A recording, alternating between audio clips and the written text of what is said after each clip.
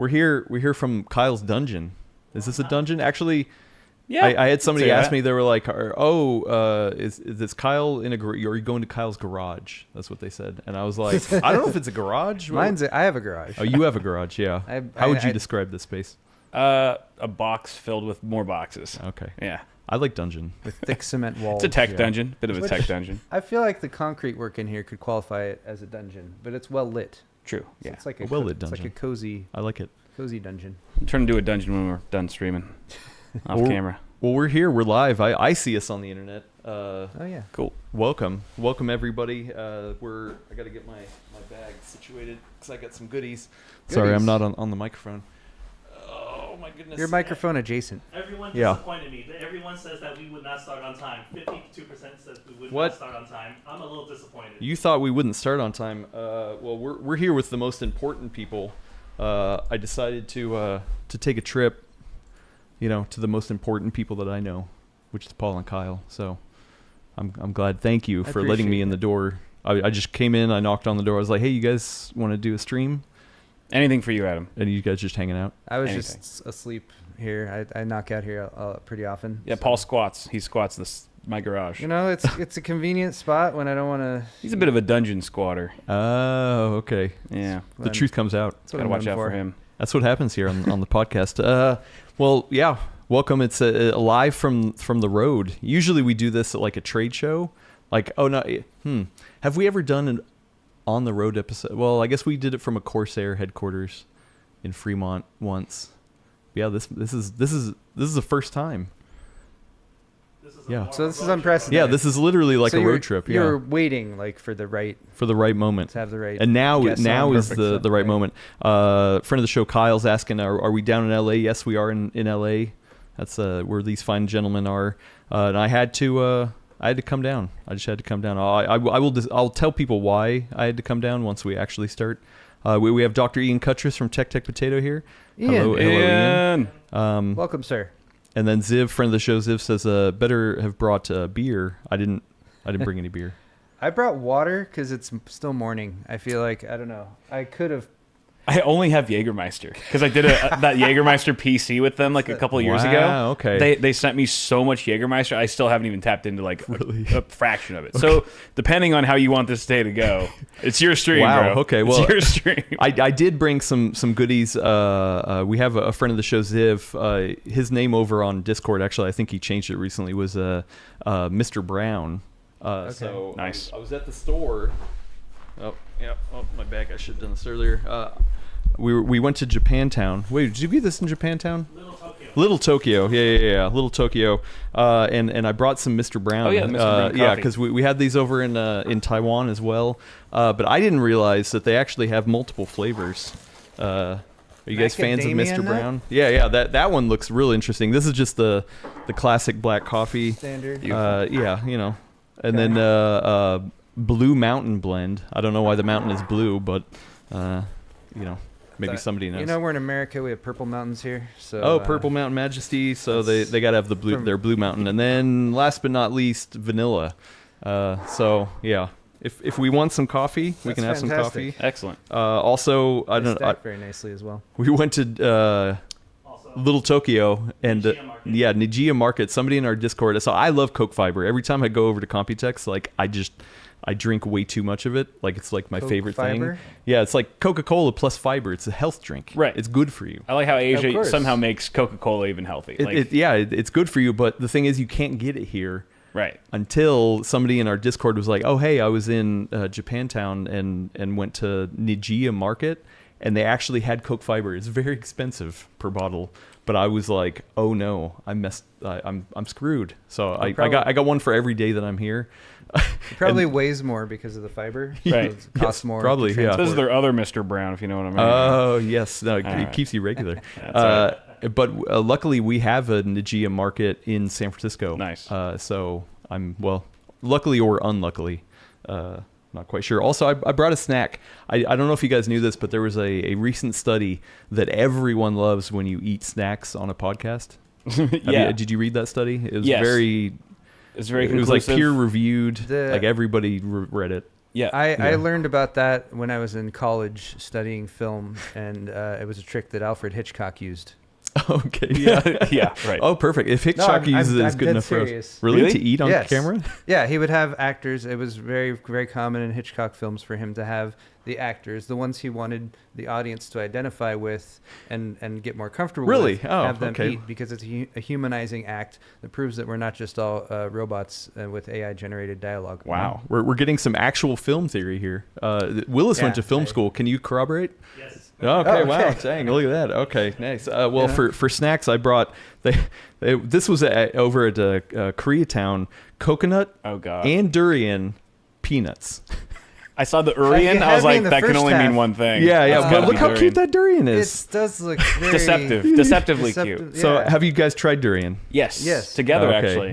Yeah, In Taiwan. Yeah. No, I had it for the first time this last Taiwan trip. It wasn't as bad as I thought it was going to be. No. It was fine. But this just looks cute. So, I mean, you guys willing? Yeah. Can I open it in here? Because I don't know if it will fill the room. No, go for it. But it's not fresh. There's much worse So, smelling things in I like here. it. It's got a pull tab. You can already see the whiff of aroma.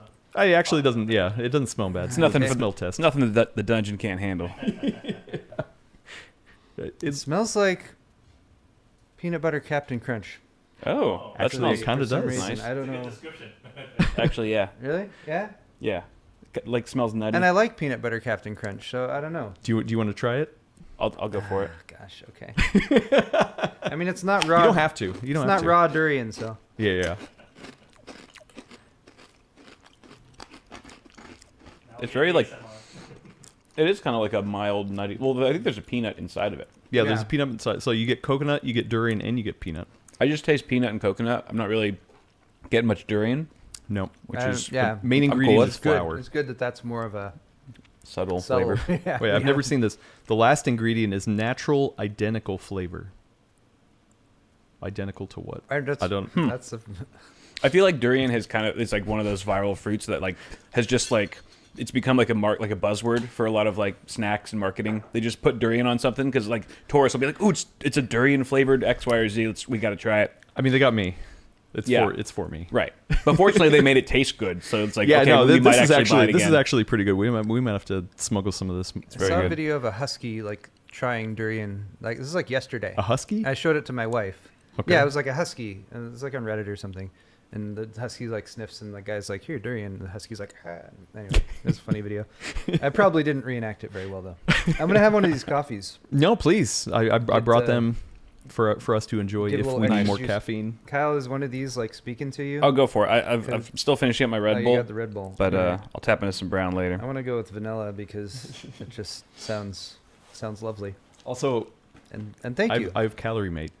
Have you guys What had is Calorie is Mate? that? Dude. So I'm a huge Metal Gear fan, and Calorie Mate is like featured in Metal Gear. So I don't know, it's Okay. stupid, but yeah, no, it's literally like a Oh, God. they call it like a health bar kind of thing. So it's supposed to be like an energy Right. bar kind of thing. Yeah. The thing is, it's like literally compressed, dense, and it's usually not very good tasting. I'm just gonna warn you. Nice. But it's just packed with calories. If you need calories and you need a snack, if you're feeling peakish, I got Calorie Mate. forgot And this about is the vanilla. Calorie Mate. I actually have never tried the vanilla flavor. So, Nice. Well, this vanilla flavor is quite good, so okay, nice. it gets my endorsement. Mr. Brown's vanilla iced coffee, ready to drink.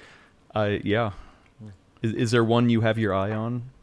No, Kyle? no, go for it. Because I kind of Either want to try or. the macadamia nut. Do one. it, dude. Macadamia? I intentionally didn't drink too many. Go for it. Too much coffee this morning. So I was like, oh, you know what? I'm gonna have some Mr. Brown. So yeah, how's the stream going, Willis? Going well, very healthy, and everyone in the chat is Oh, that's actually pretty good.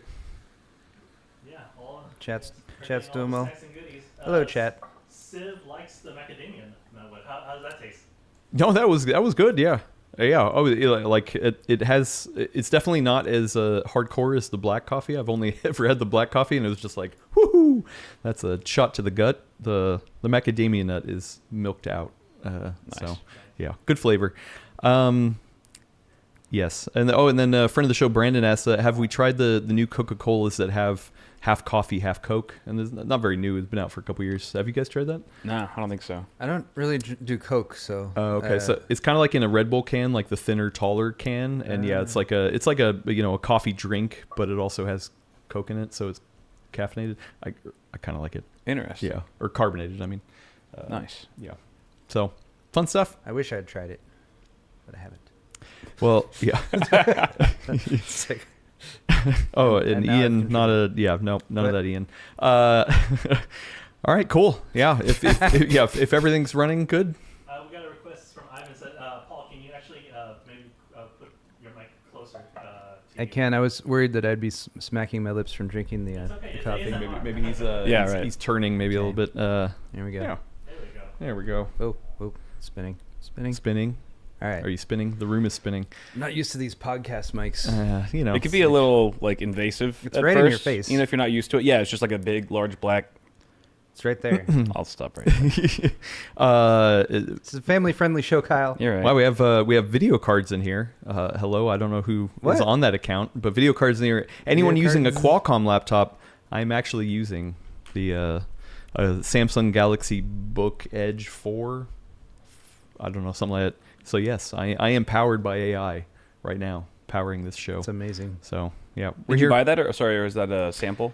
I actually did buy this. Well, the company bought this from. I walked into a Best Buy and picked it up, and I was able to get AI right from Best Buy.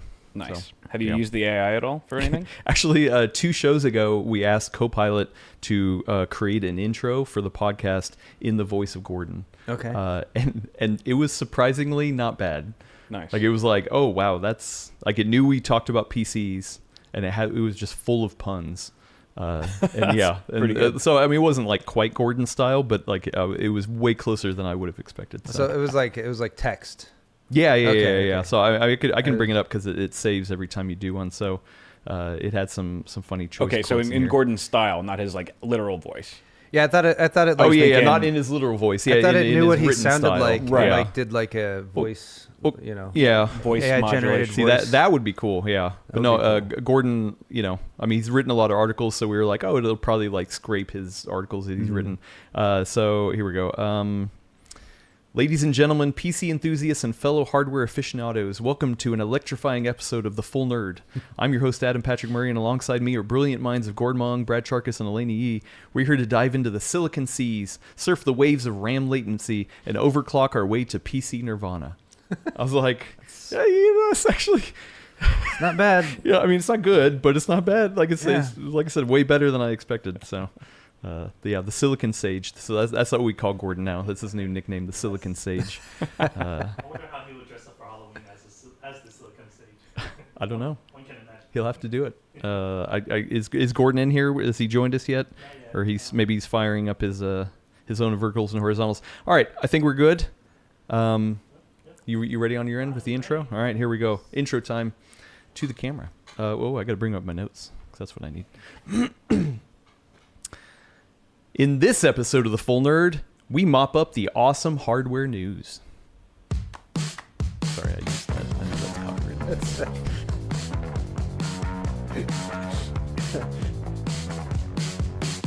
Welcome to episode 308 of the Full Nerd Podcast, PC World's premier PC hardware podcast. I am your fill-in host, Adam Patrick Murray. I am on the road today, and I am joined by 2 of the arguably the most important people that I know in this industry. Paul from Paul's Hardware. Hello. Hello. This is not your first time on the podcast. It's not. I have joined before. I'm glad to be back. Hi, chat. Yeah. And thanks for having me. Yeah, no, thank you, and especially thank you, Kyle. This is we got Kyle from Bitwit.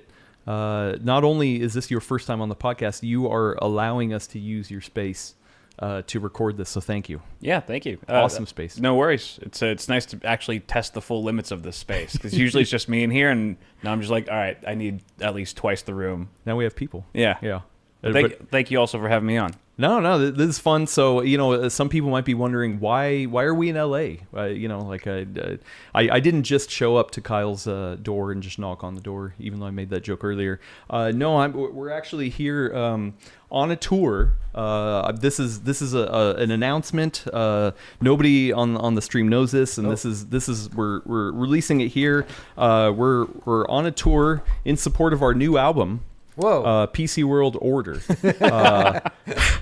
So actually, this is not ours. So no joke. We went to a record store yesterday. I'm a casual record collector, and I was thumbing through, and I looked over at Willis, and I was like, "What the hell is this?" That's crazy. So this is a band called PC and they released an album called Order. I listened to it a little bit. It sounds like KMFDM, like in the 80s kind of thing.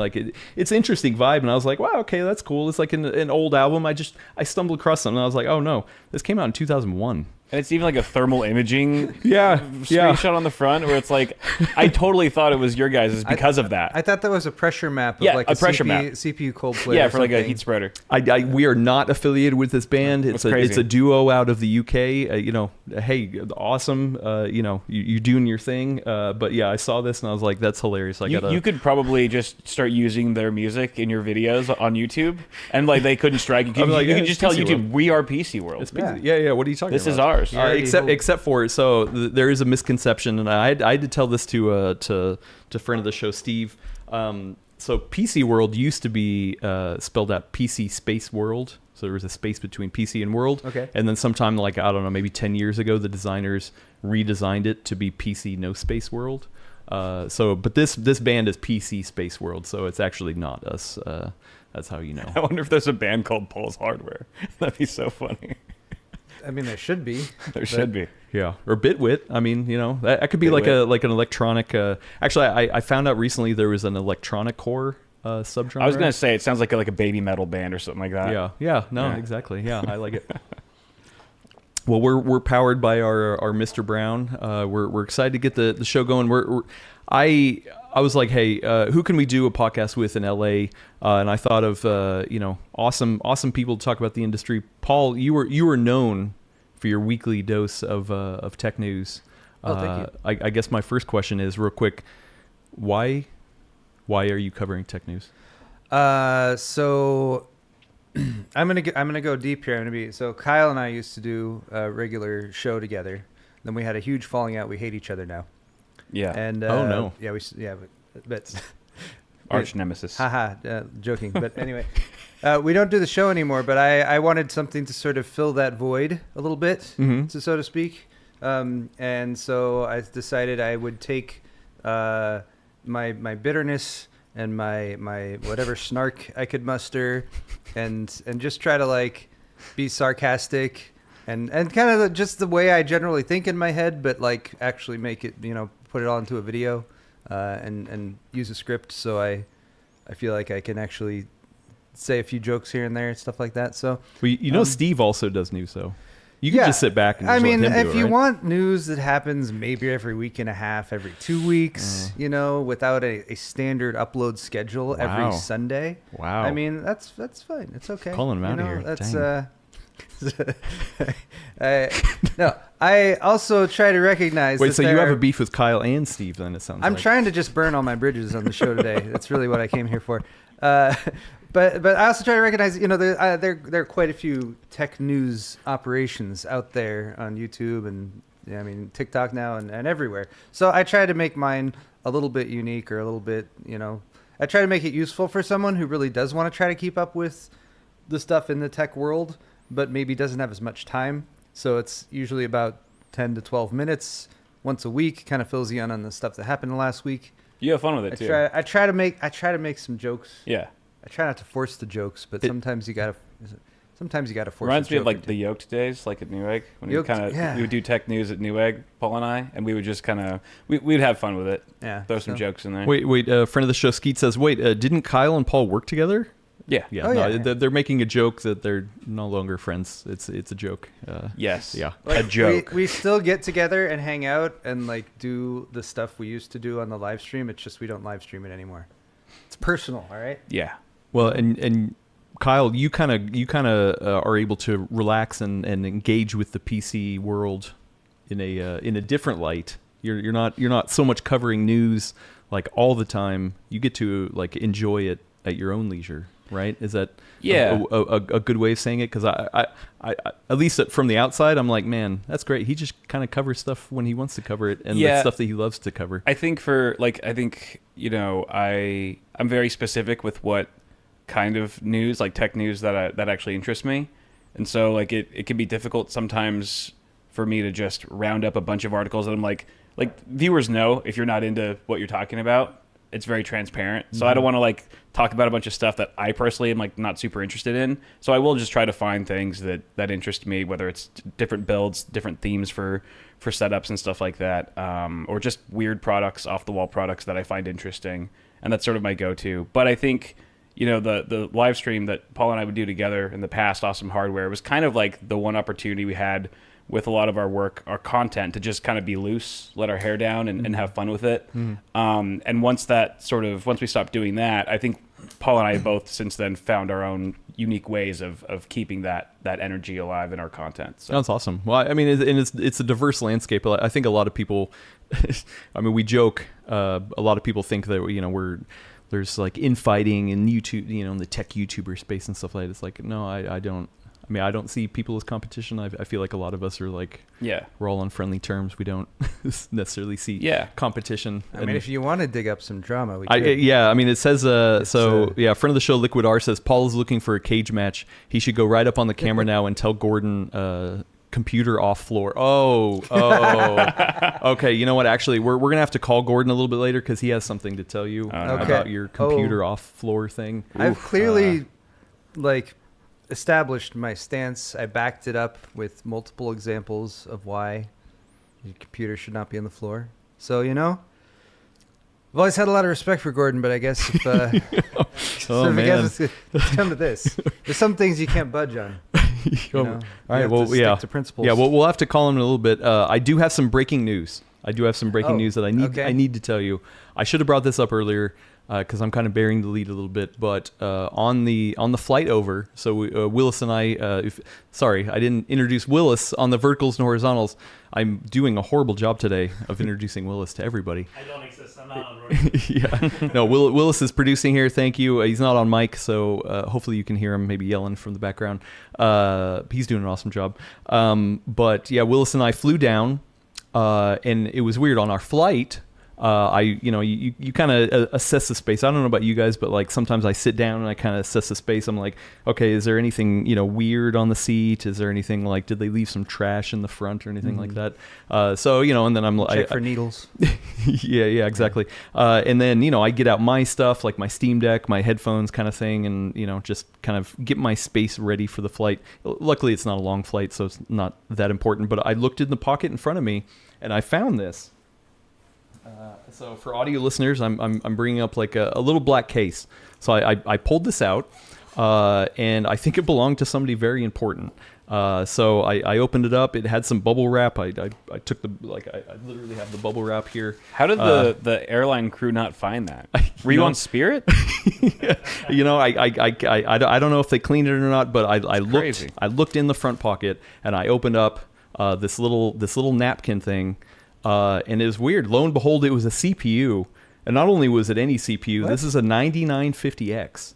It was literally on the plane with me. Are you trolling right now? No. I think Dr. Lisa Sue must have been on the flight before me, and maybe she left it. And not only that, like it was actually have like a Strix laptop CPU here. You're too. So full of shit. And then I didn't realize Adam was so full of shit. And even a deleted CPU. Wow. It is so weird. The things that people leave on flights nowadays. But you can confirm here. Yeah. Check it out. It does say 9950. I mean, it could be fake. I don't know. Unless you were on a private jet. I feel like you're trolling us really hard right now. He is so yeah. This is. But yeah, we'll go along with it. I'm waiting for the X3D though to be. Oh yeah. No, I did look at the deleted one, and there was no 3D Vcache on this one. So yeah, it's just really weird that the airlines like our flight was delayed for like an hour. I talked to Steve earlier. He had a flight nightmare. Like the airlines nowadays, they just They're not cleaning the place very well. Bro, this I feels guess not. this feels heavier, doesn't it? Heavier? This feels heavier than like a 7950X. Well, yeah, because of the new architecture is denser. Right. I just didn't think I would actually And be able so- to feel the difference. Yeah. That's so- wild. Well, there you go. Yeah, it's I mean, hopefully, nobody from AMD is watching this and is going to ask for it back. So Well, Chad's asking, can you turn this from a podcast to a live build now? a live build. Oh, yeah. yeah. There we go. You've got the stuff. We can just throw it in. It should be AM5 compatible. Yeah, It should be. Just drop it. Oh yeah. Oh, sorry. So I don't know. It's breaking news. I came across it. It's probably the only one in the world. Who knows? Well, I just emailed the yeah. airline to let them know that we found someone's package. Yeah, no, I think I'm on the way out to LAX. I'm just going to drop it in the Lost and Found. Oh, sure. Oh yeah, And then I'm sure hopefully, they'll get it back. Yeah, like You can leave it with me. I'm already here. Can you imagine Lisa Sue just rummaging through the Lost and Found? She's like, "Where's my CPU?" Yeah, it's weird. Anyway, so yeah, no, it's fun. We'll see. We'll see. Yeah, I don't know what to do with it. Anyway. I'm really not sure what to make of that. I'm like, Yeah. Lewis says I can just FedEx it over to AMD. seems like a remarkable coincidence. To Yeah, me. it's really weird. Really weird. Anyway, it doesn't matter. I mean, we're not here to talk about the new CPs. We got other news. The top of mind for me, and something that gets talked about a lot on your news show is that we're going to call this segment "Which Company Sucks This Week." Mm-hmm. So, Paul? I'm looking to you. Which company sucks this week? This week, I think it would be probably Zotac, who's like done the most egregious thing in recent. If you're looking mostly at the last week or so, like What'd they do this what's time? bubbled to the surface. They exposed customer personal information, RMA information, directly searchable on their website, including in a way that was like indexable by Google and stuff. It doesn't seem good. Yeah, not good. Not something you should do. One of those back end things that you would think they have someone on top of to not expose that kind of information. Gamers Nexus, of course, did a video on it, sort of, being like, hey, they shouldn't do this. From my understanding, it has been fixed and taken down. But that was on top of the FTC going after not just Zotac, but also Gigabyte and what was the third one? I should know. It's in my thumbnail. ASRock? ASRock. Oh, yeah, and that's ASRock. That was for more of a minor issue. That's because they're still doing the stupid warranty void if remove stickers on things, and they have language in their warranty terms that indicates that you have to go through a licensed, authorized repair service if you want to do that. So it's a lot of right to repair stuff that I'm glad is being followed up on to some degree, but that's a little bit more minor. But that plus the making their customers' personal information available online, I'd say Zotac wins for this week. Oh, okay. Yeah. I mean, that's Do you have like an award or like a? no. We're mocking one up, and I've asked AI. Can we just type that into your laptop? Oh yeah. and Here we see go. I if got AI can in this just laptop. Make an award because it really AI should be doing most of the stuff at this point. I feel like.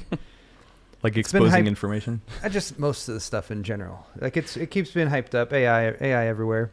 We're missing out on high-end GPU launches and stuff like that because the chips are being, they'd rather use those yields for AI specific GPUs that they can sell for a lot more money. So at this point, some of that's got to come back to us, I think. So yeah, just let AI do it. I think is going to be my answer for Kyle, the second half of the year. have you ever been hit with any sort of exposed data for like a leak like this? Do you know if you were involved in the Zotac thing? Like, is your information out there? I haven't actually looked into it. I probably should. I haven't.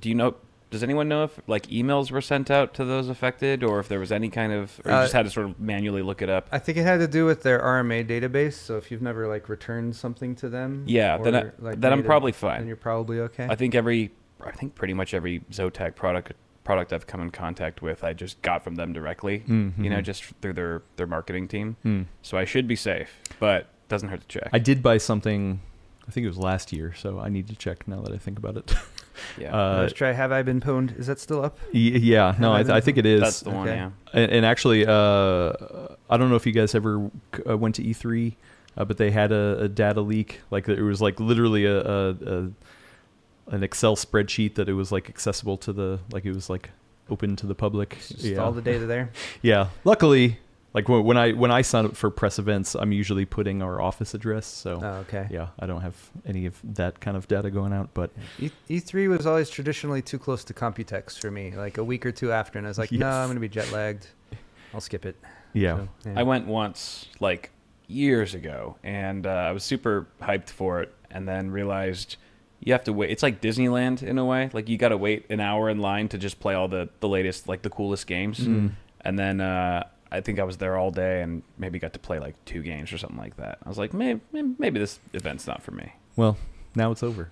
Now, And yeah, I you never have killed to it. go again. Yeah, Yeah. it was Your my fault, fault. Kyle. Good job, Yeah, Kyle. they needed Wow. my sales. Maybe if Yeah. you were kinder to E3. Yeah. If you would have waited in the line a little bit longer. Yeah, Maybe next time. my generation. Yeah, well, I mean, you'll have to keep us updated on which company sucks next week. Is there any guessing? Have you ever like guessed like, hey, you know what this company's due to get in trouble?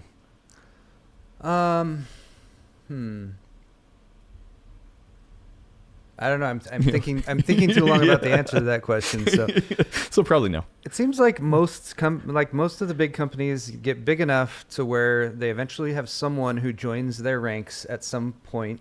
Because that's the thing. Like when it comes to companies doing stupid anti-consumer stuff, on the one hand, you have to kind of accept it's probably going to continue to happen.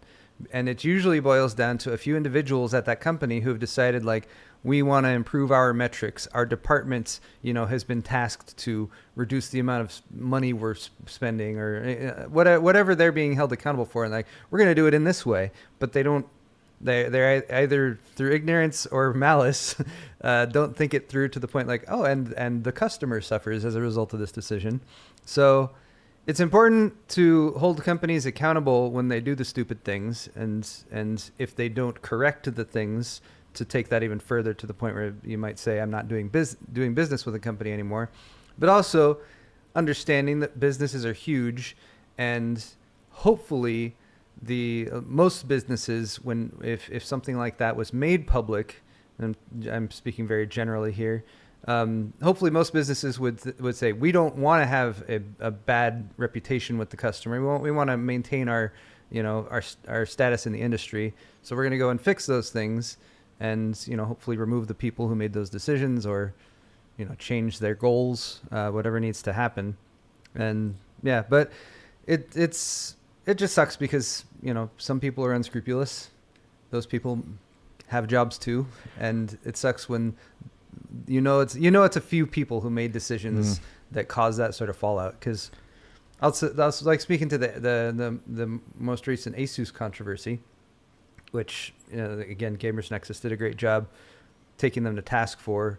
But also, I think Asus did a pretty reasonable job. Once it got to the point where it was impossible for them to ignore, I think they did a pretty reasonable job saying, here's how we're going to change things. Here's how we're going to fix things. And, as long as they do what they said they're going to do. Yeah, right.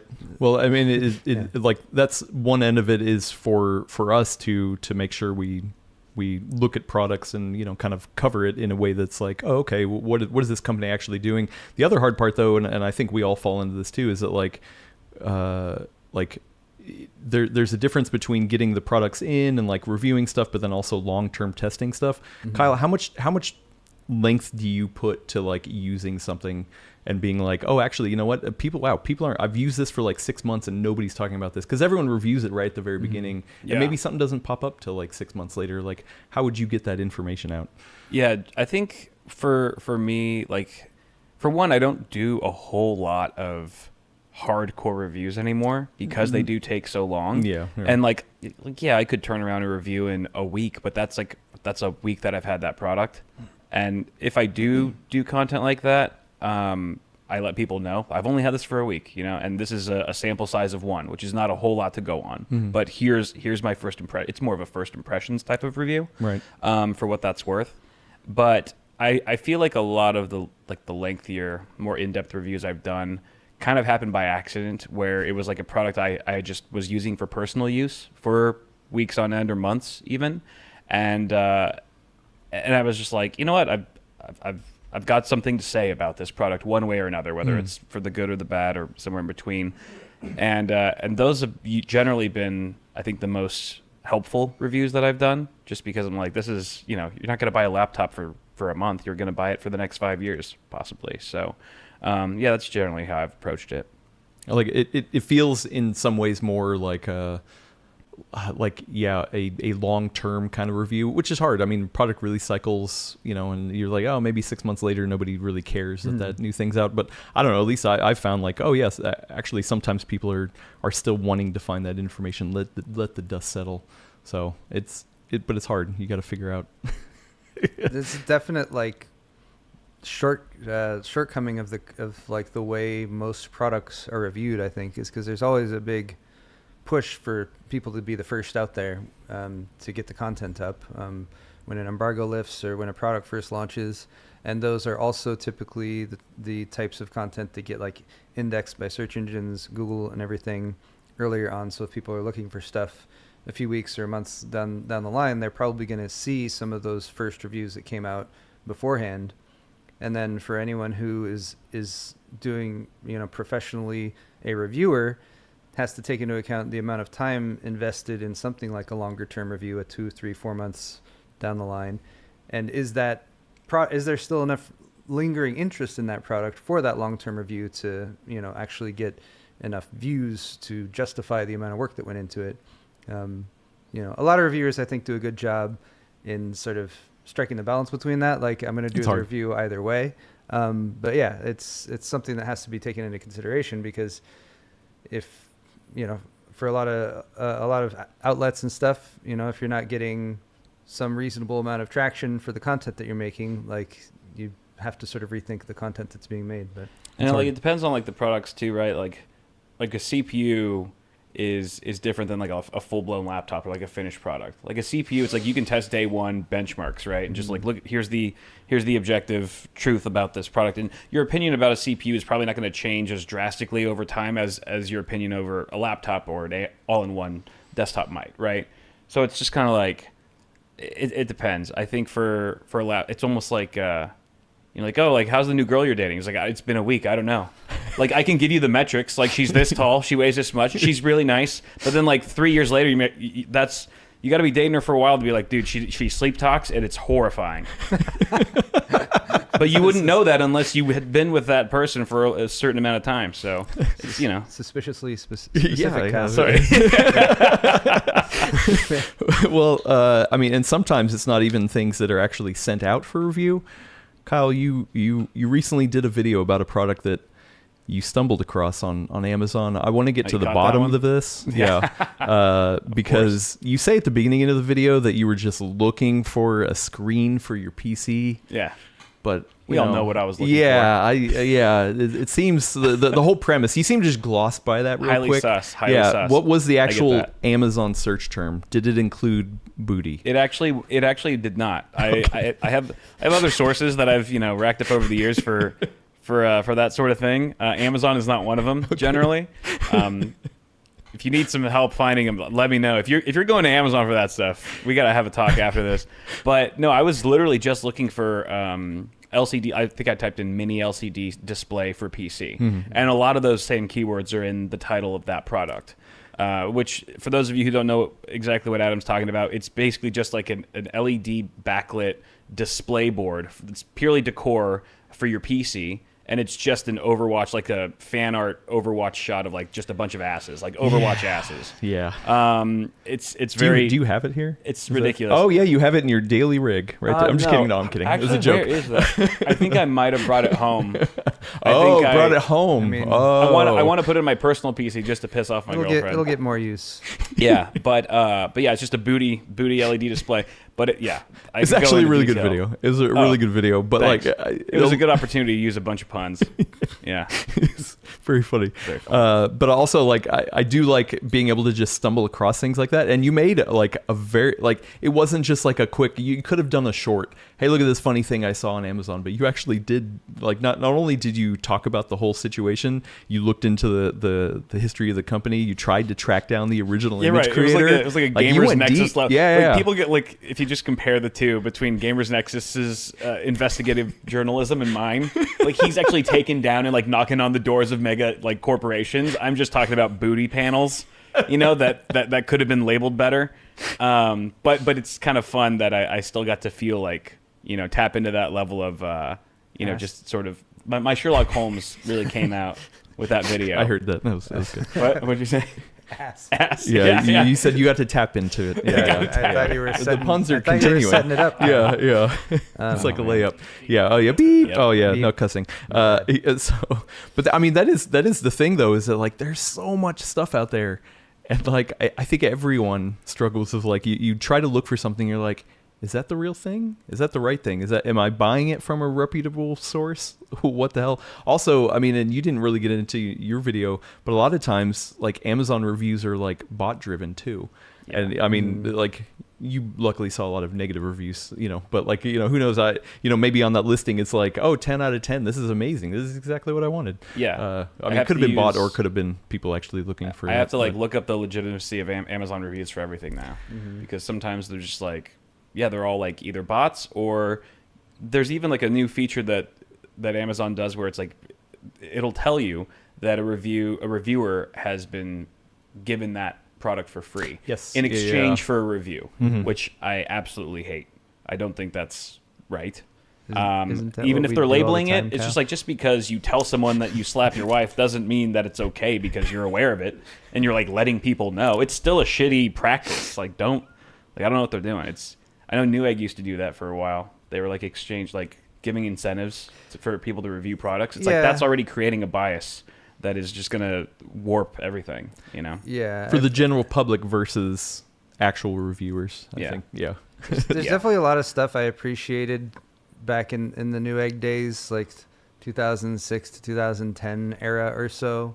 Like, because Newegg established a lot of stuff that became industry standard for a lot of online retail websites, but a lot of it was like you had to kind of protect it.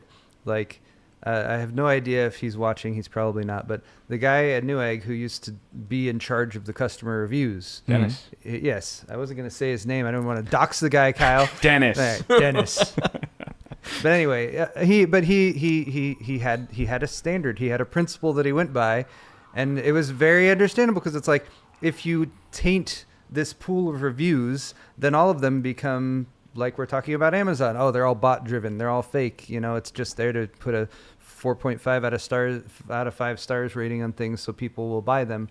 But yeah, maintaining that sort of standard for making sure reviews are legitimate was really good. And then the other thing is, like, marketplace sellers. That was a big thing that became a thing because of Amazon, and then Newegg started having marketplace sellers. And that, I think, You mean like a third-party seller it's a selling on the third-party platform? seller. Yeah, If you guys don't know, like, it's marketplace is a pretty standardized term, I think, in e-commerce for a third-party seller. So Amazon sells stuff, and you can see on the side it says, you know, shipped from Amazon, sold by Amazon. They even have, like, fulfillment. So, like, it might be sold by a different company, but still fulfilled by Amazon. It's held in their warehouses. And then they have what's called drop shipping, which is you order from Amazon, they take your order, they drop that information to a different shipper who's not owned by Amazon, completely third party. They fulfill the order, pack it up, and ship it to you. And I just always didn't like marketplace in general, because it opened the door for a lot of people who weren't going to adhere to basic standards for selling stuff. And so that's why, if you can find horrible listings on Amazon for, like, video cards that you're like, wow, this is $50 cheaper than every other video card of the same class. But then you look, and the seller is some, like, jumble of letters with, like, 1 feedback rating. And you're like, if I buy this thing, they're never going to ship it to me. They're going to take my money. I'm going to have to go through, like, a refund process. And, like, I don't even know how individuals, businesses make money as a seller doing something like that. But apparently it's worth someone's while. But anyway, I don't like marketplace. Yeah, okay. Well, I guess this is the point I'm trying to make. Friends of the show will remember, I can't remember what GPU it was. It might have been like the 7900 XTX. or the 7900 XT like showed up on an Amazon listing for like $300 each, and everyone was like, "Oh, this is completely fake," and I was like, you know what, I'm going to take that gamble. So I actually did like put in a purchase thing for that, and then 12 hours later it just got canceled. Yeah. So yeah, It's like, but not everyone. How did that benefit whoever took the time to make that listing? How did it benefit them to like? Did they get your money for 12 hours and invested in a stock? And I don't know, like what? It sounds like we're in the wrong job. I guess so. Industry. Maybe we should be scamming people. So after your video, I have two follow-up questions that you didn't answer at the end of the video. Number one, did you leave a review on Amazon?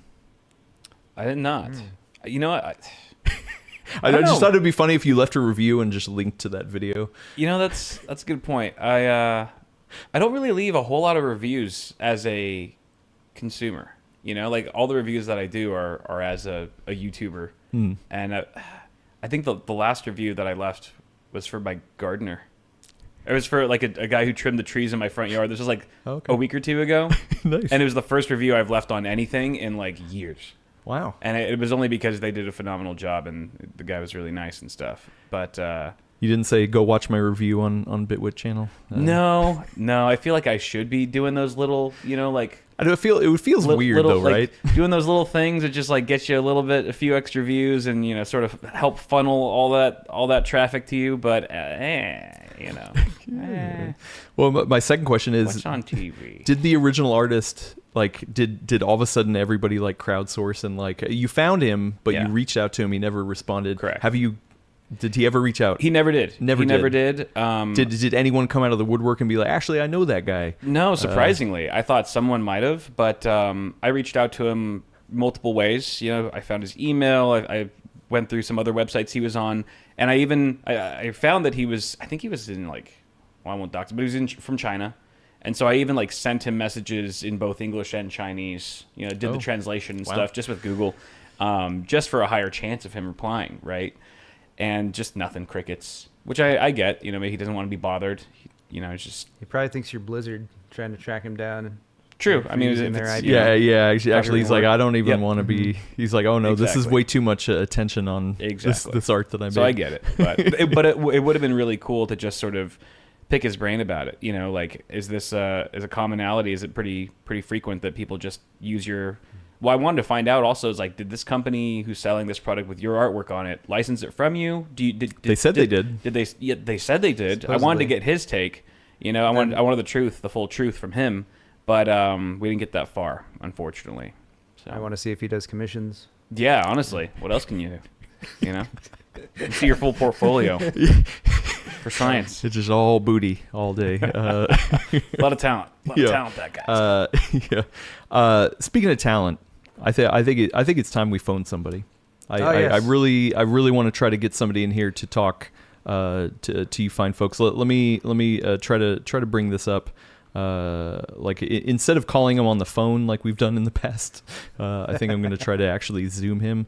So let me find the link, and then hopefully put it over here, and maybe we'll be joined by somebody. I should mute the stream, because then when I unmute the laptop, we don't want to hear the stream. So we will see if this happens. Anyway, in the meantime, while we're waiting for this mystery person to come in, Who could it be? Kyle. well, here we go. It's like Adam's over here valiantly setting up a call, filling airtime. Kyle and I are just sitting here watching. Yeah, no, You're hey, doing a great Yeah, job. you got this. Hey, Yeah, you got hang this. back. Yeah. So we are joined on the line Hey. here Oh my goodness. by Gordon Maung, one fabulous Gordon Maung. Gordon. Gordon, can you hear us? I can hear you. What's going on? Awesome. Nice. How's it going, man? Hey, Gordon. So you're here. The first thing we need to do is ask you. So you've seen Paul's video of PC off floor. I was there when we watched it, and you took offense to that, and you were like, this Paul guy. If I remember correctly, you started slandering his looks. Wow. And his family. It was. We won't bring that up here, but Fashion sense. if you can maybe let people understand why you think that Paul's take of PC off floor is wrong. I guess I just disagree because originally the PC was designed to be on the floor, It has feet on it. They had the base on it. They actually had wheels. And that's the way it was always. In fact, originally, of course, you had desktop cases. And then you had tower cases. They went on the floor. They always went on the floor. Like, they were designed to go on the floor. And then suddenly nobody wants plastic straws anymore. And, like, I don't understand how we get there. Wait, right? so 'Cause the plastic straw it's Paul's is great. fault for We all plastic like the straws? plastic straw. That's the natural leap I was going to make as well. So Gordon, I'll how about this? Our first family computer in like 1994, I want to say, was an Intel like 46DX or something along those lines. Anyway, that computer, it was one of those beige boxes, the horizontal ones, and then you put your big 17-inch CRT monitor on top of it. And that sat on the desk. So to counter. Wait. Were you trying to old time the old timer? No, here? I'm just saying. You're like, actually, back in my day. In my experience, even older computers, there were certainly certain types of them that were traditionally kept up on top of the desk versus down below. So that's that. That would. No, it's true. I mean, there were definitely desktop, right? The original IBM, 5150, that one on. That was a desktop case.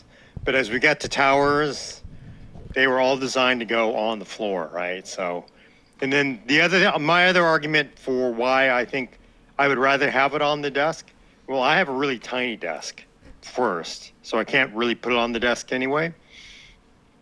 But if there's an earthquake or some like big, a seismic event, my case is just going to flop over on its side. And there's probably a better chance that the hardware is going to survive versus coming off the desk and then falling another 3 feet to the floor. So I think what do you got to there's say a to better that, Paul? chance it would survive. Well, I mean, it's a strong point since we live in an earthquake-prone area along the coast of California here. So I have to. Or you could do what Kyle does and literally bolt your PC to the wall. The wall-mounted option. Well, not only that, you have one always an bolted to option. the desk. Checkmate, as well. nature.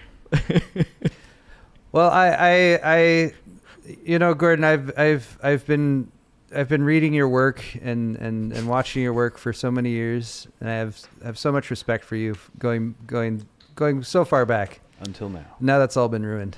It's all. I was waiting for you to say, but F you! I don't care what your opinions are. I just don't understand, because the thing is, when Adam brought this up to us, I was with Will Smith, former coworker as well, another old timer, and we were like, what is suddenly wrong with putting your PC on the floor? Like, it really was like, these young kids, what's man. wrong with my plastic straw? Suddenly like, oh no, oh my God, your plastic straw is destroying the world. Like, I just don't. How did we get here? The plastic straw is not that bad. I mean, it doesn't get soggy. It lasts. You can reuse it. You don't always have to throw it away. So I just felt kind of like the world has sort of passed me by, like. And I will say my daughter, we built a great big, she built her great big custom loot box and everything, but it's on her desk. Vision. Okay. She wanted it on her desk, and like, okay, all right, whatever. But Maybe she watches Paul's hardware. Maybe that's where it's from. But I was like, okay, all right. But I mean, I get it because it's a really pretty box. But that's exactly what I was going to say. Like, computers are pretty now. Like, back in the day, you didn't want anyone to see that thing. You're like, let's put it where the sun don't shine. This thing's hideous. It looked like a Noctua fan before Noctua was cool, and but without the cool reputation. It was just like you wanted to hide it from the world. And now it's like people are spending extra money, ridiculous amounts of money, perhaps, on things like RGB and just aesthetics, and the whole fish tank trend. Love it or hate it, but it's here, and it's like, all right, I'm not going to spend extra on this case to hide it. When it the whole goal is to just be able to see it and appreciate it. And that doesn't even factor into the other argument of like cleanliness, and basically your computer's just a vacuum sucking things up. And so to put it on the floor where it's just like an inch away from all the filth that's down there, that's That's a point. Yeah. Well, that filters you. I would argue that filters The last you. person to argue against that, dude. I'm the last. If you're paying for, you know what? Even more reason. I know what's down there, dude. I know personally what's down there.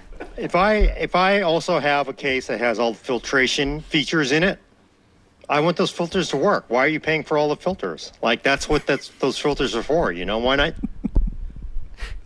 It's a rough dungeon down here, dude. I feel bad for the filters, even. I mean, I get it. I mean, if the machine is really pretty, I guess I'd want to display it as well. But I didn't realize, like, you know, when you get to a certain vintage, you're just like, oh, the world has passed me by, right? I just don't understand. Like, I don't understand these kids, right? Like. And I think my attitude towards PC building, again, because like from reading Maximum PC back in the day, a lot of the stuff that you guys used to put together, and always the focus was on performance, functionality, what is practical.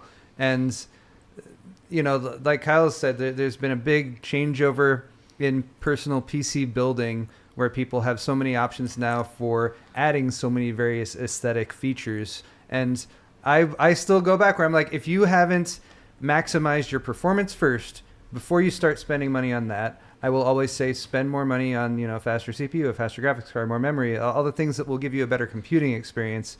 But if we want our our hobby, our livelihoods that we also, makes part of our livelihoods to flourish, then we want to have accessibility for a wide variety of people, which means people who are like, oh, I really like that RGB everywhere, or like this special pink whatever, or I really like the look at this like all white super clean build, and people might get more motivated to do something because of that. And for me, when it comes to that point, we're like, well, if you spent the money on the aesthetics, then practically speaking, it should go somewhere where you should see it. And so, anyway, that's.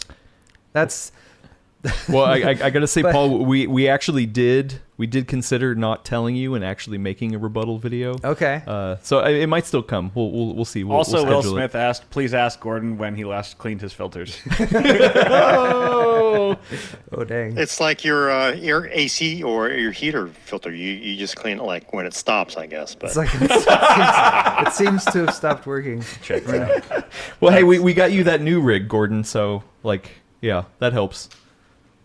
yeah, I know. And again, it's one of the, I can't imagine putting this on a desk. It really is. It's that Pro Art It is- case it- that. Oh, yeah. That's the big. Yeah, the PA 602. Oh, or that something. thing's I can't ridiculous. remember. Yeah. It's Got wheels on it, so it is one of those designed for to stay on the floor. It's definitely not one of those ones you're going to lift on a desk. It feels like. Super towers. I will totally give a pass to. Put 'em on the floor. Actually, Gordon called that a mid tower. Mid tower. Gordon, right? Yeah, that's a mid tower, I would think. Jeez. Okay. It was the exact same size case that I replaced the older case with. So.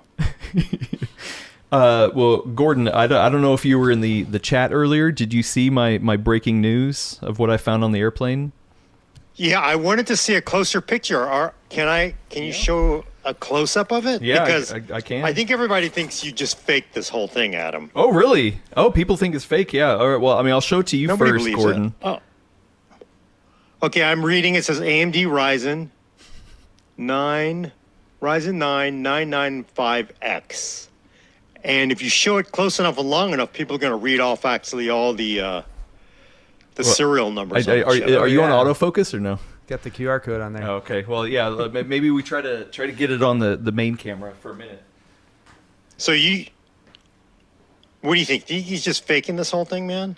I'm so baffled because at first I was just believing his story. I'm like, oh, that's a weird coincidence, but I have no idea. This was a curveball, was unexpected, and hopefully it has been validated there, as you can see, chat. I mean, I'm just waiting for the AMD police to show up at the door right now. The men in black coats. It's a very convincing fake etching job that you've done there, Adam. Yeah. Yeah, I mean, for all you know, I mean, they are the same shape as the old one, so let's see. Yeah. There it goes. Yeah, we'll see. All right. Yeah, I showed it to the stream. Gordon, what else is going on? Did you see your new album cover? You know what I also noticed is that album cover. That's actually the exact same font. It's the same PC Oh, it could World be. font. Yeah, maybe they're just trolling us. The thing is, when I do a search on YouTube, I often come up with that album.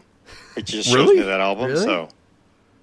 So You saw this album before we talked about it I've seen it today? before. Like Oh, if wow. you do a search on YouTube, it pops up Okay. sometimes. What So are the name I of some of the songs on there? Are they PC related? No, Private Targets, Order, Beyond the Zero. Maybe that's ones and zeros. Beyond the Zero, that's binary. Strategy Oh, Beat, yeah. Order Physical Wash Remix, Order Action They really love Order. Mutant with an E remix.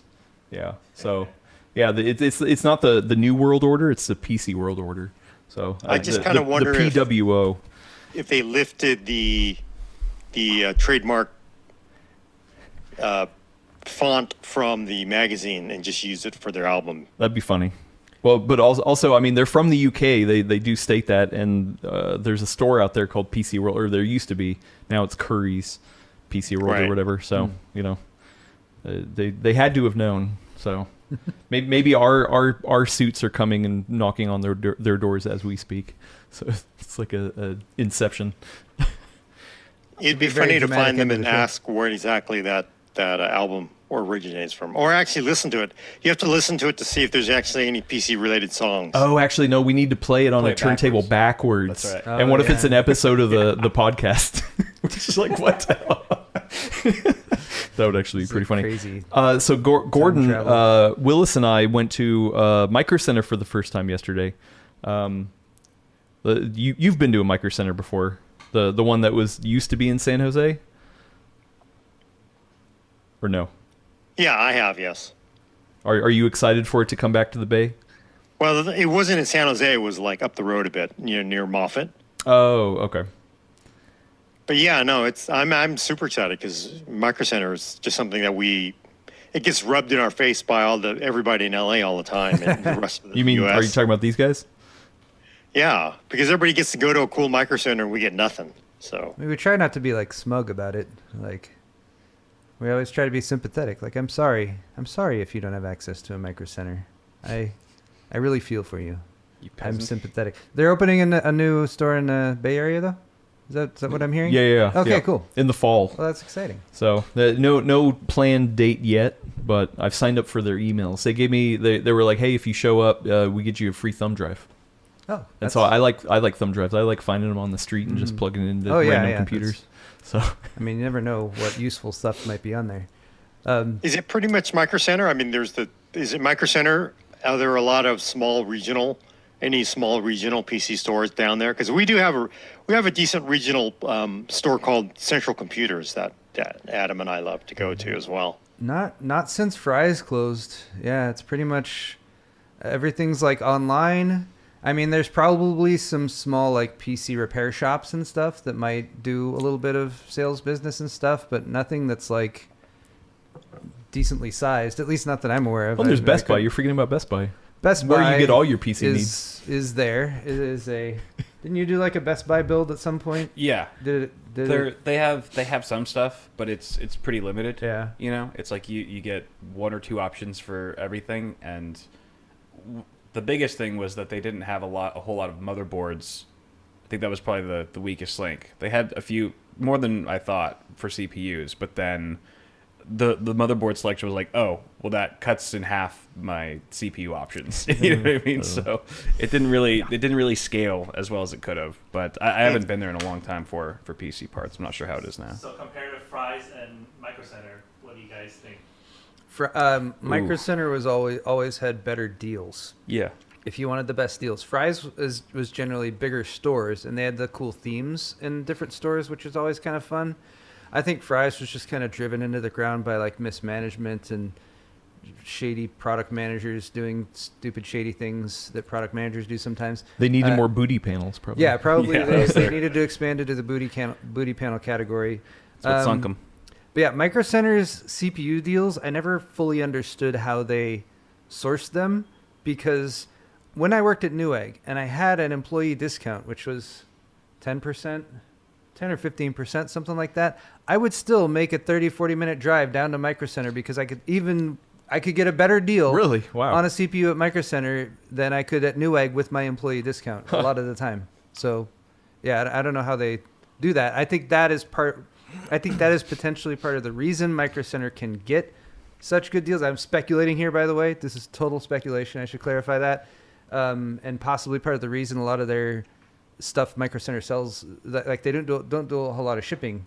They have some stuff that they'll ship, but I think maybe part of the deals that they broker, again, speculation, please don't go running off, is that they have to only have the retail locations. And so it's not something that suddenly everyone in across the U.S. has access to Micro Center CPU pricing because you could order it online. I don't know. It could be like, I mean, I'm obviously just speculating, but like if they save, maybe they get some like crazy good deals on other parts and they just apply those savings to reducing their CPU costs just to get people in there. Or they could just be taking a straight up loss, like, like how like video game consoles, they lose money on the games, or on the consoles, but they make it up with the games. They're like, all right, most people coming in here buying a CPU probably also going to get a few extra parts as well. We'll make it up that way. They're going to assume you're coming and you're getting a bunch of stuff. Right. Yeah. Yeah. I was surprised. Honestly, the biggest thing I was surprised about was that they didn't have merch. Like the only merch they had was like a tote bag. Oh yeah. And I was like, I would have got just a generic Micro Center shirt, but I didn't see anything. That would probably do well. You're right. People Micro they Center have a needs huge more fan base. shirts and Yeah. branding. It's hats. it's pretty wild. Like Fidget spinners. Whenever I go there, Yes. once in a while, like someone will spot me or whatever, like, oh, like fan of the channel, and I'm always surprised like where they're from. They're like one guy was like, oh yeah, I just drove from Sacramento. I'm like, just for like you here for a wedding? He's like, no, just for Micro It's Center. like an 8-hour drive. A lot of people just come from all over just to hit up a Micro Center. It's wild. I mean, it is a special place. I had a good time. Yeah. We used to have this joke that we would hire a charter a party bus from the Bay Area. Yes. So you'd have the charter bus from LA. You sign up for it and you get on the charter bus and then it would drive down to the Micro Center, drop everybody off. Like you're taking people to the casino. Instead you go to the Micro Center, but Yes, the party you bus. have like a LAN party all the way down, and then as Actually, you that drive would down be pretty 5, cool. and then Yeah. right. If anyone from Micro Center marketing is watching, this Yeah. sounds like a great idea for like a sponsored video or something like that. Party bus from Bay Area to LA. Yeah, it'd be fun. Visit in the store. We're just completely trash. Get a bunch of tech. Knock down the wall of cases. The domino effect. Yeah, and just rampant alcohol drinking and stuff like that. I guess would be really the cherry on Who top. doesn't love that? Yeah. I mean- we'll bring the Mr. Brown. Gordon, it's kind of a quiet point in news. Is there anything that's been eyeing your interest, or you've just been heads down in Snapdragon testing? I've been sort of heads down in Snapdragon, but there's been a lot of leaks lately on Arrow Lake. That's interesting, so we'll see. It does feel like a lot of the leaks these days are more strategic in a way. It's sort of weird how they all suddenly start bubbling up when there's other products on the horizon. Suddenly all the leaks start happening, and it's just so predictable. It just always kind of makes me wonder. Well, what's funny? Also on the plane, I found. I'm just kidding. No. Yeah. Sorry. Sorry. I missed something over here. Paul and I are passing notes. No, I did not find an Arrow Lake CPU on the plane. But well, what do you? That would have been. Yeah, that would have been okay. Yeah, that would have been like Seat next to the AMD CPUs. Yeah, Happen yeah. to look in there. Lisa and Pat on a plane I know, together, they just just- hitting Southwest economy. Well, friends of the show. Well, we got a friend of the show, Ivan, asking, "Hey, is it a good idea to plug in random CPUs that you find on the plane?" Oh And we had a yeah, running joke that Adam would find random USBs on the floor at a Computex, registration. yeah. Is it wise to plug in a random USB? No. Yeah, Is actually, it wise to plug in a CPU? yeah. Could you burn out a? I mean, I think worst case scenario would be if it wasn't what it said on the heat spreader. But even then, It is. as long as it's socket compatible, since we've talked a decent amount about Newegg on today's show, back when I was working in the RMA department, we had a few instances. This is back in the AMD FX62, like FX60, FX62 days, when AMD had $1,000 processors that kicked the crap out of Intel back in 2007, 2006, 2007 or so. Yeah, people would buy. We had a few people who did this. Bought a like $80 or $120 AMD CPU, delidded it, bought an FX62, swapped the lids. Really? And then returned the returned the FX62, which is actually like my memory is failing me, like a 2600 plus or whatever it was at the time, was the much less expensive CPU. We got it back in, and I don't know how initial inspection flagged it, but it came to me, and I was like, "There's something off here." And like we plugged it in, I was like, "That's not an FX62." So anyway, I feel like for a CPU, you would mostly be okay to like drop it in and test it. It'd have to be tampered with pretty seriously for it to like short out your board or something like that. But I don't know. Definitely a lot safer than a USB stick. Yeah. Can you show the delidded part and the Strix chip, or is that? Yeah, I can. The Strix doesn't have any writing on it, so but the delidded part just literally looks, like the same delidded part. The 2 die. Yeah. Definitely not X3D. There's no V cache on top of it, and then the Strix part it's not actually labeled. That's why they left it in the airplane. We're Really? like, no X3D. Oh, no X3D. Yeah. Nobody. It's not wants even that. worth taking. Yeah. Should take a picture of these. Yeah, no, for posterity. Where did the other CPU maybe dropped in my bag? Uh-oh. Maybe I'm the one who lost it. So we'll see. But Kyle, have you had a chance to mess around with Snapdragon stuff? Like No. Gordon's been doing a lot. I haven't yet. Are you I've just curious? seen a couple of the videos. Are you curious? Watching some of the videos floating around that are circulating right now kind of piqued my interest a bit. What piqued your interest? That That it's like a MacBook-like experience? Well, I Sorry, caught some Gordon. of that. I don't want to call it drama.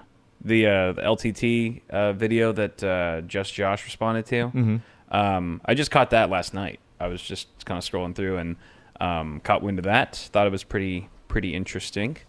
But yeah, I don't really know where to go from I there. also only barely saw that, but not enough to like comment on it Right. one way or the other. I'm not. Yeah, I don't even know. Yeah. Yeah, I mean, Well- very, very high level in terms of like ARM stuff. It's there's a ton of advantages in terms of efficiency and like the MacBook experience that's often described is like I have the thing with a lot of laptops I use that are x86. Like I always want to plug it in because it's always gonna run faster when it's plugged in. Apparently Macs, not that I have much experience with them, they kind of run the same, plugged in, not plugged in. So a lot of the battery life issues, a lot of the just kind of operating the same whether or not it's plugged in. I've like a lot of those. I look at it and like that's nice. It's a good promise. I totally appreciate that. From my understanding, and again, Gordon can probably give a lot better feedback on this. There's a lot still to be desired in terms of translation layer when it comes to software, and especially on the gaming side of things, there's still more to be figured out. But Gordon, please correct me. No, I would agree with you because and this is actually the impressive thing about MacBook Pros is they run the exact same on AC or unplugged, right? So that is true. I would agree with that assessment, and it is actually pretty impressive because we don't see that. We don't see that on x86 gaming laptops with discrete graphics. At the same time, though, a lot of the MacBook fans always seem to forget, like, oh, that's really cool that you run the same plugged into the wall or unplugged. But I can tell you that most of the time, a high-end NVIDIA graphics card or high-end AMD or Intel CPU plugged into the wall will kick the ever-living hell out of that MacBook Pro plugged into the wall or unplugged from the wall too, right? There's so many things that PC laptops are just so much faster at. They will consume 3 to 4 times the amount of power, but you will get way more performance out of it too. So it's kind of that weird trade-off. So it's not like, oh, the MacBook people always like, oh, I only care about unplugged performance, but it's to me, it's like, okay, you go for that strength, but then they try to ignore the fact that, yeah, a GeForce 4090 laptop GPU will crush everything that you're seeing out of a MacBook Pro, right? Mm-hmm. Like, there's just so many things that it's just so much faster but they try to ignore that because it's, a lot of it's just sort of fanboyism that they just kind of like have that. So for me, it's, you just sort of pick the best tool for the best job. And it is really hard to beat MacBook Pro if you are seeking an unplugged kind of lifestyle. Mm-hmm.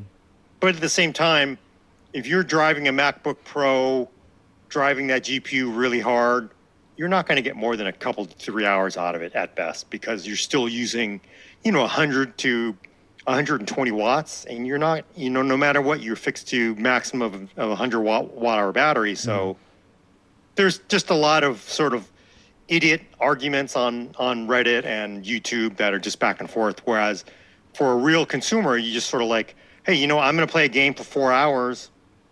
Well, you're going to need to plug it in. I don't care whether that's a Mac or whether that's a PC gaming laptop. You're going to have to plug it in because it's not going to run forever on battery. And then, you're going to get a better gaming experience on a PC laptop, period. Mm-hmm.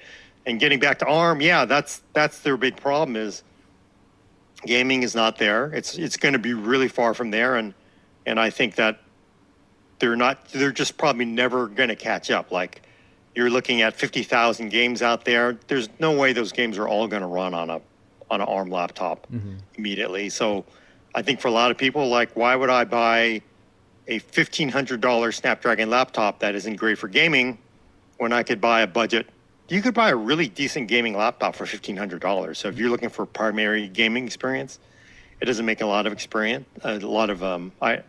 doesn't make a lot of sense. But, for an average person looking for, generally better battery life and really good performance. I mean, really right now it outperforms Meteor Lake, probably outperforms what you're going to get out of AMD's current, best launch parts.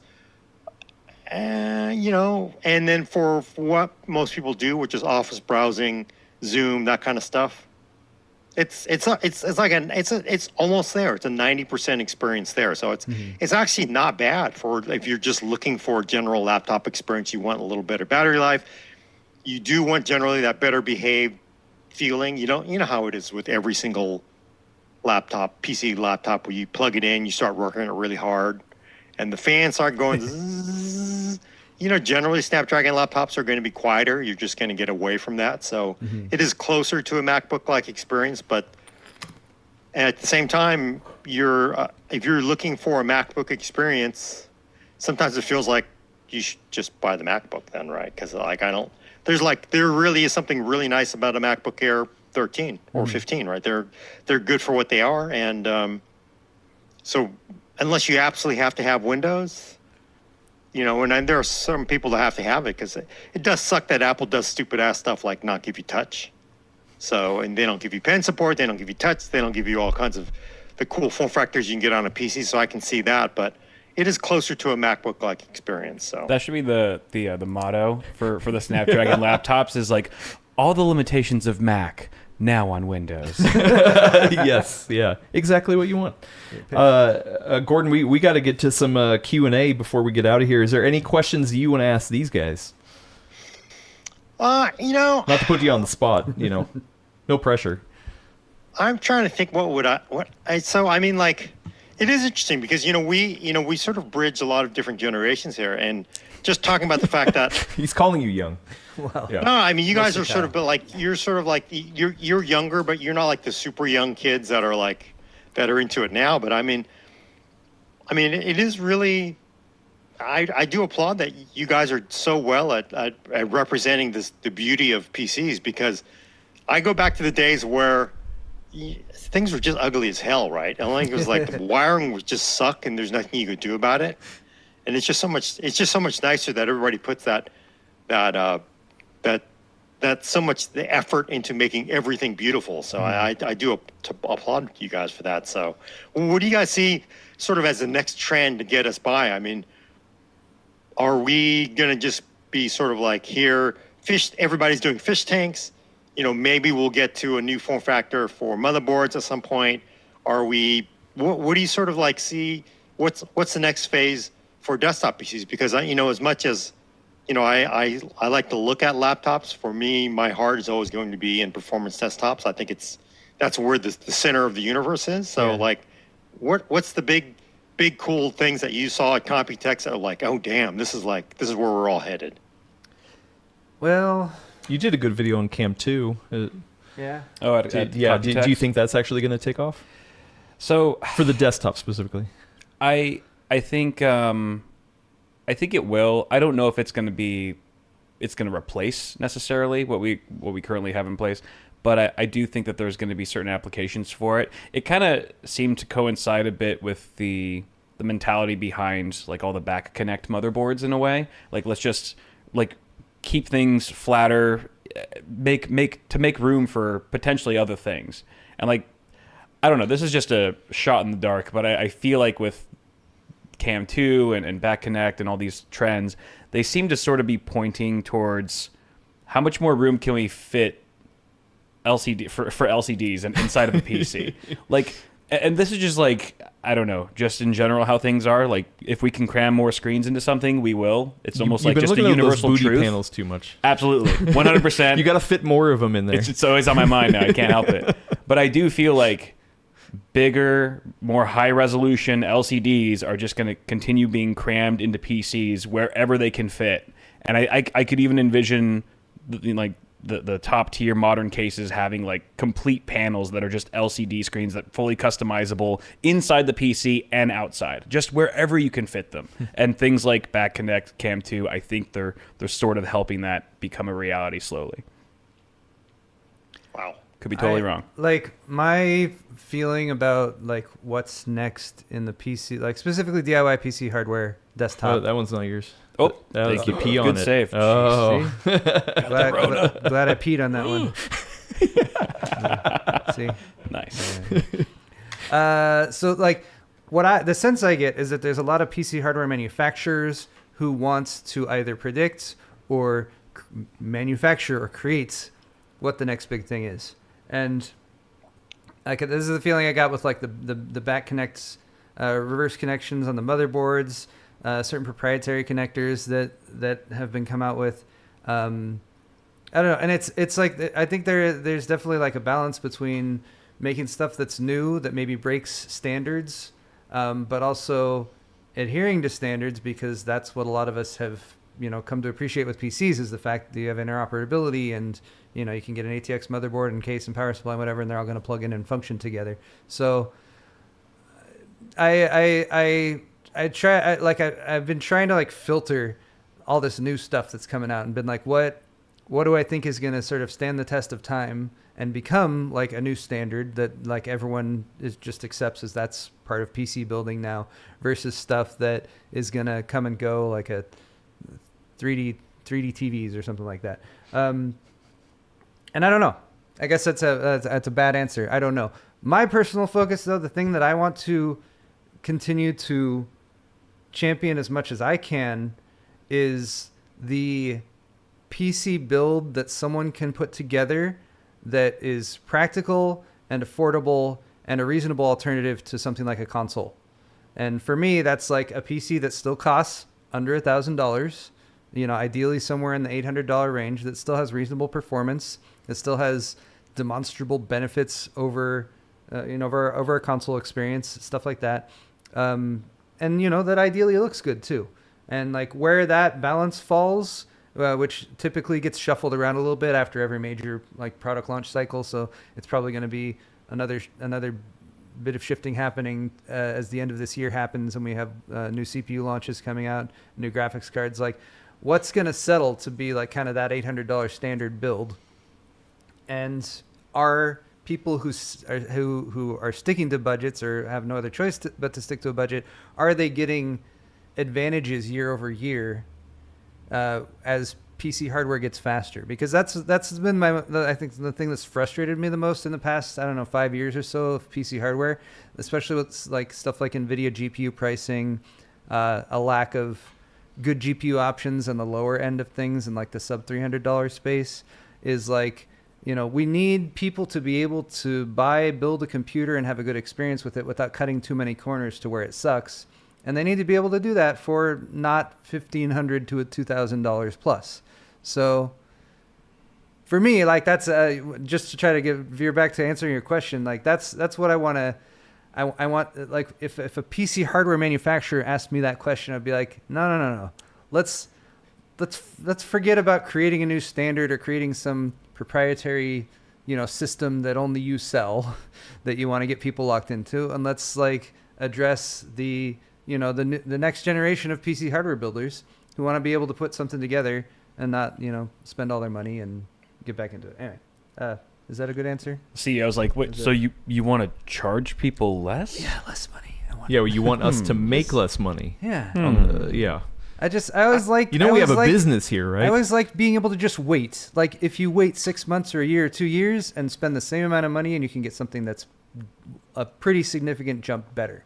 And I feel like things have stagnated a bit. Not like completely, but I don't know. I would like to see some of the rumors about these new AMD Ryzen 9000 series processors. There's some pricing leaks that have come out that are not like insanely good pricing, but actually less than when the 7000 series launched, and that seems like good news to me. Although it's like the 9600 was still 330 or something like that, which is a lot according for to the 6 rumors. core. Yep. According to rumors, and this is also That were leaked by Southwest. Oh yes. Oh, I did find a data sheet in the pocket. Well, a trend that I like is small form factor. Kyle, I see a lot of small things around here. Yep. I know Gordon's not a big fan of the small stuff, but yeah. Do you hope people get smaller and smaller as time goes on, or no? I don't hope that, I don't hope that that's like, because that's not the route for everyone. Yeah. Some people like to put giant towers under their desk. Gordon on the floor. But I do appreciate how far the small form factor market has come. That there's just so many more good options out there than there used to be. I remember back like when we were working together at Newegg, anytime like we'd catch wind of like a cool looking mini ITX case, one that had like a handle on it or something, we'd get so excited. Mm-hmm. It's like, and especially even more if it had like decent airflow and stuff, because they were just hard to come by. And now it's just become such a kind of like the whole mechanical keyboard world, right? It's just exploded, and that just creates so many more options that some of the stuff that people are doing. Like I love like Optimum. He does some insane work. Mm-hmm. Just some of the builds that he's able to pull off in like a 10-liter case with a custom water cooled 4090. It's amazing the things that we're able to do, and I think I find it fun because you take an ATX tower and you could do anything you want with it, and that's great. There's like zero limitations, but it's fun. It's almost, I think after building so many PCs over the years, it's kind of fun to look at a smaller chassis and go, oh, there's some real kind of tricks that I have to pull off in order to make this work. It becomes a challenge, and it's rewarding when you can actually pull it off. But I don't think everyone should have a mini ITX PC, a shoebox on their desk. I'd miss the stuff that we already have, for sure. We have a question from a friend of the show, Ziv, over on Discord. Asks, what technology, software, or gadget do you use regularly that doesn't work all that well, but you refuse to give up using? His example is Windows. Is there anything you're like, what, it doesn't work great, but I still use it all the time? Oof. That you can't give it up though. Adobe Premiere. Oh yes, Adobe products. That's a big one. Adobe products in general. I don't know. Photoshop, I will have a very hard time moving on from. Premiere, I'm like, poor Joe, my editor Joe. He went and like learned DaVinci Resolve. Like I learned it too. He can edit on it, and I'm like, Joe, I'm gonna do that too sometime. But like I always do final edits on all of our videos, so it's like he's got to edit in a software suite that I know how to use. I'm not the fastest editor, but Adobe. I don't know, just Premiere. It's like I have such a love-hate relationship with it, but there's been a lot of stupid things they've done as a company lately, and functionally, like it's always worked. It's always been pretty stable for me. I feel like I've been pretty lucky in that way because I don't get too many like hard crashes or lost work or anything like that. But I wouldn't appreciate. It would be nice to ditch the monthly subscription fee and everything. So, yeah. I thought I didn't have an answer at first. Oh, yeah, no, that's a very good answer. Yeah. That was honestly my answer. Oh, okay. Yeah, No. stole it right out of my mouth. Gordon, is there anything you use that frustrates the hell out of you, but you can't give it up? Boy, I think probably all the stupid ass paid, services to store your files on. Oh. Like OneDrive? Like or I used to pay for Dropbox for a while Dropbox. because I just found Google Dropbox Drive. to be very easy to use. Or was it? Yeah, Dropbox. Yeah, Dropbox. I mean, it was so easy to use. It was like it just worked. You didn't even have to think about it. But then, it got to the point where it was just like it didn't make any sense to pay the amount of money for Dropbox. So I ended up moving to, one of the other services, and actually paid for both of the other ones. And it just sucks because it's just so bad compared to Dropbox. But then Dropbox is so bad in the free mode that it's just like it's just a terrible. You're just stuck. But I still pay for those other two, even though they're terrible, because they're tied into other ecosystems that you're just locked into. So, but yeah, if I could kick those to the curb, that'd be awesome. But I don't know how to easily do it. Yeah. I feel like it's mostly software too on my end, like Outlook. If you're talking about direct file transfers versus cloud storage, I highly recommend SyncThing. We use that for transferring raw videos back and forth. Oh, but it's nice. just like direct computer to computer. SyncThing, SYNC thing. This episode brought to you by SyncThing. Yeah. You know. And Micro Center, Yeah. apparently. A couple more and then we'll get out of here. Gamer who says knee. Over on the Discord, friend of the show, asks, what are the quantitative benefits for gamers to use an X3D CPU over a non-X3D variant if one plays games at higher than 1080p resolution? I feel like there's been a lot of chatter about if you're gaming over 1080p, you don't need, an X3D part or anything like that. What do you guys takes? I mean, if you have like a low end GPU, well, if you're gaming at higher resolutions than 1080, then you probably got a relatively fast GPU, I would think. Or you should. Hopefully. You should. Yeah. Yeah, you should. And if you've got like a 4080 or a 4090 or something like that, then it can pay off to have a CPU that can keep up with handing it off information at a rate that both can keep pace with. That's why you see a lot of those benchmarks are tested at 4K, or they're tested at 1080 to show bottlenecks and stuff like that. But it can definitely show a huge improvement. Not in every game, but it's your mileage may vary depending on the title. Sometimes you don't see much of a difference because something's more GPU dependent or CPU bound. But I mean, if you're just trying to eke out every possible frame in any circumstance, then the X3D chips are a good value, I would say. Yeah. They're also not that much more expensive than Right. a 7700X versus 7800X3. I think they're only $30 or $40 apart. Depending. I'm not looking at it right now, so I could totally be wrong about that, depending on current pricing.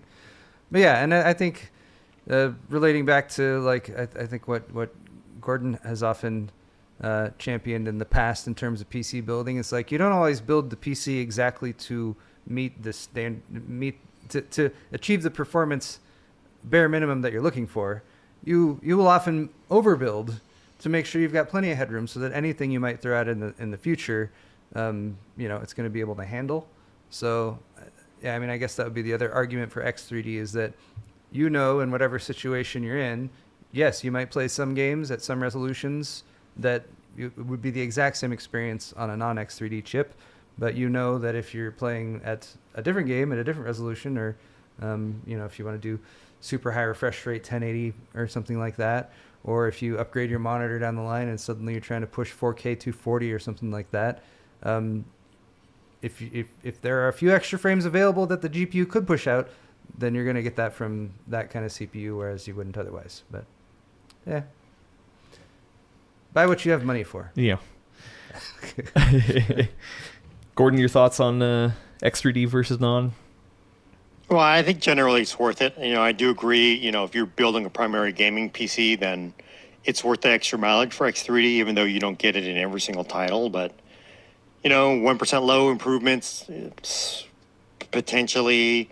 Generally, it's a very, very competitive part, and it's been proven now for 2 generations that big ass cash has helped with gaming. So why not do that at the same time? If you're really, really tight on money, then to me it's always that really tough one where if you could get a better GPU, although I doubt $50 is enough to get you a better GPU, but it always feels to me like getting a better GPU is better than getting a better CPU for gaming. But that larger cache version is definitely worth it. So X3D is definitely top. If you're in 90% gaming, then yes, Jeff, I think it's definitely worth having X3D parts over it. So I would definitely recommend it as well. All right. Last question we'll get out of here. Friend of the show, VC Jester asks, discussing units of measurements with a friend. And since Gordon is the expert on measurement units, we don't need to get into it here. How long is a long ass time? If somebody says, man, this has been a long ass time, how long is that? That booty panel was a long ass time. Yay, there you go. Wait. Kyle, what do you think? Yeah. Oh, man. Dude, like if somebody refer, oh man, it's been a long ass time since I saw you. Right. Context is important, I think, in all scenarios, right? It's like when is he going to propose? It's been a long ass time. Versus how long has he been on the toilet? It's been a long ass time. Right. 2 very different units of measurement. Point. Yeah, because if you're like, oh yeah, it's been years. Yeah, right. He's on the toilet for years. Yeah, exactly. Yeah. So I don't know, man. That's tough. Paul? I feel like your description, I was going to say it's relative. So you have to compare a long ass time to a short ass time. And I don't, have you ever used short ass time? I mean, I did just now. So but my question is there a medium ass time? Is there the right ass time? The perfect ass time. The perfect ass time. The correct ass time. Yeah. Is... Because I feel like if we can establish that, then you have your 0 point, right? Because that's where you got to work from. Well, you're going out of this really well scientifically. Now we just need a formula to define ass time. Yes. So maybe what is ass time? Maybe chat. It's like space ass time. Gordon, you're the expert here. You're the measurement expert. What do you call a long ass time?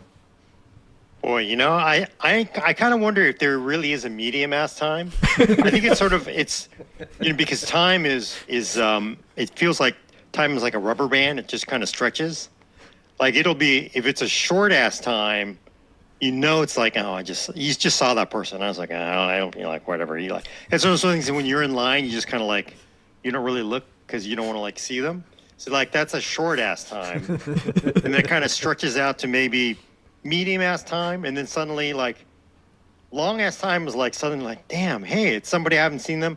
I'm gonna have to go up and say hi because it's been a long ass time. But it feels like it goes from short ass time, kind of stretches, and then suddenly oh man, I gotta say something because I may not see them for another 10 years or something like that. So and I would say long ass time. It comes up really fast. I mean, it goes really. It's just weird. It's just that whole warp speed thing, 9.99995, whatever the hell they do on Star Trek. So it feels like long ass time is it goes like that, right? You maybe we're to the point now where I feel like I'm whenever I see somebody now, it feels like, oh, it's been such a long ass time. So I've crossed that line now. Everything is I haven't seen them in 3 months. Probably feel like a long ass time. So. Something to keep in mind also is that ass time is relative. Yeah.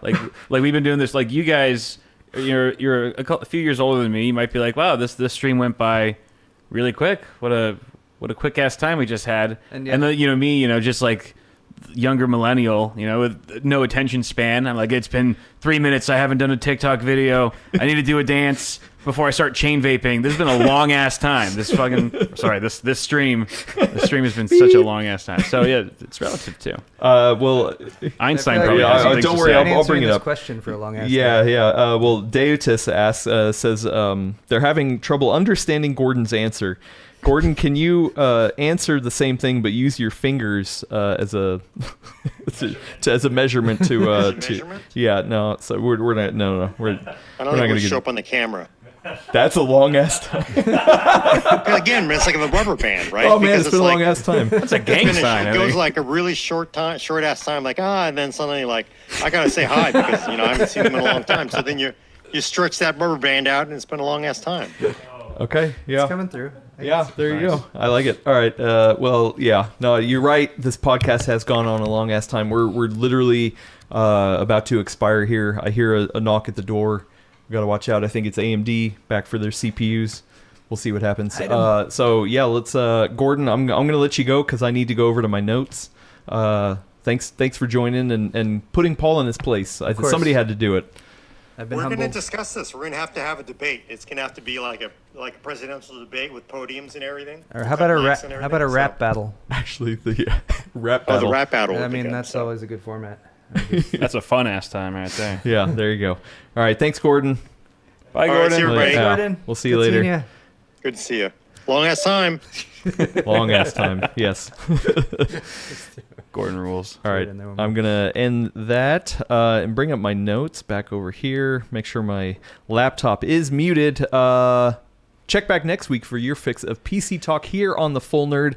To listen to us on the go, subscribe to us over on Apple Podcasts, Spotify, YouTube Music, anywhere that you can point an RSS feed to. We hopefully have an audio version over there. The long-ass file exists on the RSS feeds. If you are on one of those servers, please leave us a review. Every time you do, Gordon invents a new measurement of... unit of measurements on the spot. I want to thank my guests, especially Paul from Paul's Hardware, and really I want to thank your editor Joe when you get a chance to see him. Yeah, because I know he's actually the brains of the operation. He's hard at work editing a video on my backyard right now.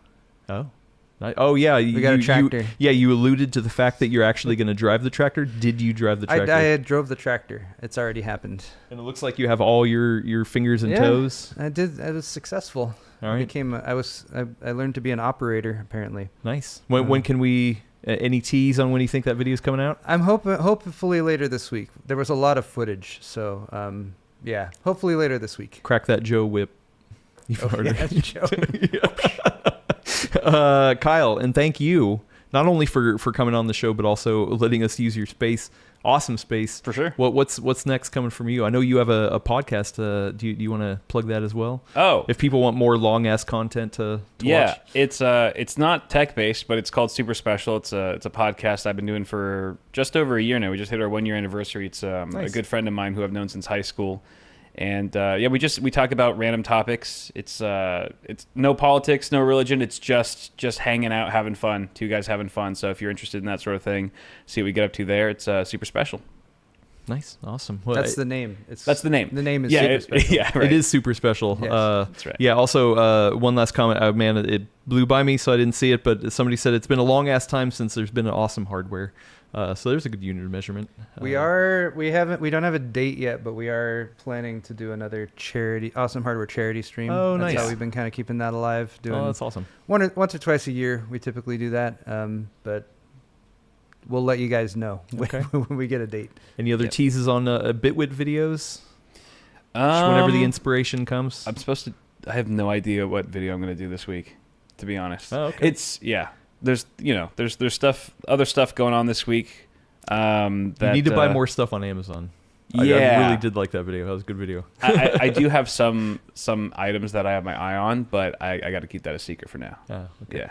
Secret. Stay Yeah. tuned. Stay tuned. Subscribe to these fine gentlemen. I mean, you don't need to. I don't need to tell you that. I'm sure you already are. And thanks everybody for being in the chat. Thank you, Willis, for running the verticals and horizontals. Why don't you take us out of here? Thank you, everyone. I have no mic. I'll see you guys next time. Bye.